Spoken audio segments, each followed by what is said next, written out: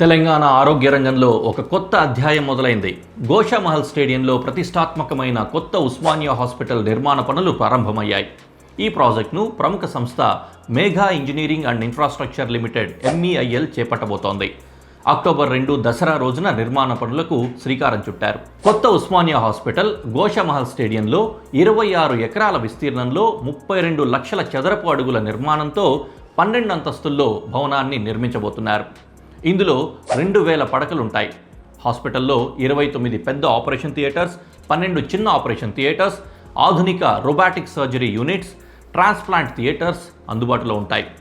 అత్యవసర పరిస్థితుల కోసం ఒక ప్రత్యేక హెలిప్యాడ్ని కూడా నిర్మించబోతున్నారు. ఇది పూర్తయిన తర్వాత తెలంగాణలోనే అతిపెద్ద అత్యాధునిక హాస్పిటల్స్లో ఒకటిగా నిలవడం ఖాయం. అదే కాకుండా నర్సింగ్, డెంటల్, ఫిజియోథెరపీ కాలేజెస్ కూడా ఈ క్యాంపస్లోనే ఏర్పాటవుతున్నాయి.